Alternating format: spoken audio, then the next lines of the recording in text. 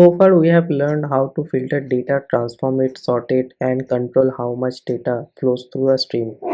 In this video we'll learn how to remove duplicate elements using the distinct method in Java stream. So what is distinct? The distinct method is an intermediate operation in Java streams. It is used to remove duplicate elements from a stream. It keeps only unique element and based on how much data defines equality. So let me just define a collection, uh, create an integer list. I would call it as numbers list dot of, and I will then pass some values. Okay, there are some repeated numbers, so if I want to print only the unique ones, I can use the distinct. So numbers dot string, then distinct. I would say for each, and I would print the numbers. So if I run, and you can see the only the unique numbers are printed. So when we apply distinct, the stream removes repeated values and keep only unique ones. So the next thing that I'm gonna discuss about how distinct works internally. So internally, distinct uses a set to track elements it has already seen. This means Java checks whether an element was already present before allowing it to pass through the stream. Distinct with objects, that is very important. Like I will show you one example. Let's say we have an employee. I would create some employee. So this is employee 1. I would pass the salary, let's say 20,000, and let's say this employee belong from HR department. I'd copy this line. I'd create let's say 4 employees, or or I can create more employees. Let's say I've created 5 employees. This employee have salary of 80,000. This one is 40. This 60, and let's say this one salary have 1 lakh.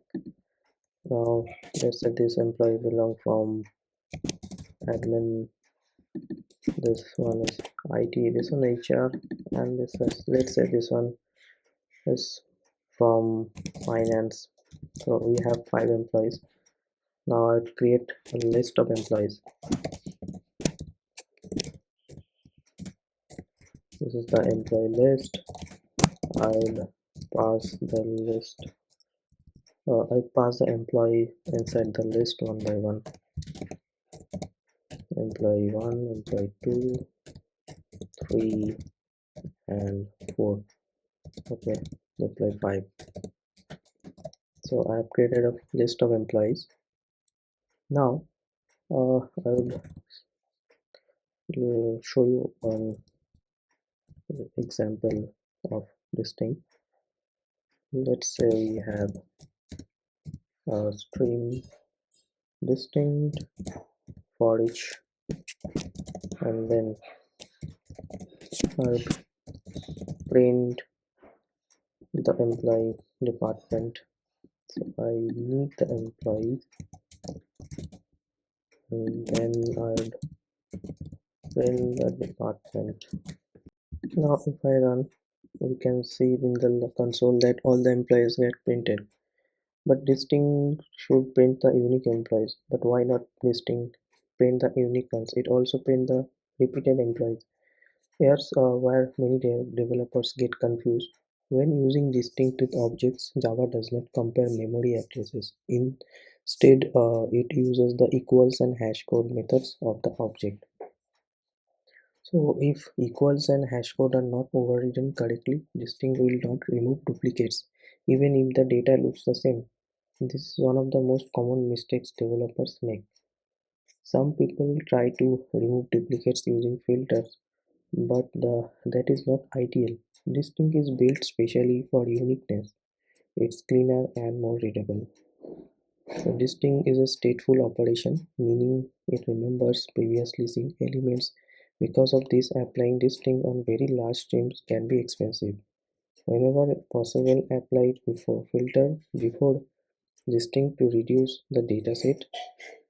Some common real-world use cases include removing duplicate IDs, getting unique email addresses, finding distinct departments, cleaning incoming data streams. A few key points to remember that distinct does not modify the original collection. It depends on equals and hash code. It works best with immutable objects. It preserves encounter order. So, and a popular interview question is, how does distinct work internally? The answer is, it is uses equals and hash code that internally behave like as said. So to summarize, distinct removes duplicate elements. It works on primitive objects, and for objects, equals and hash code are mandatory. So it is an intermediate operation.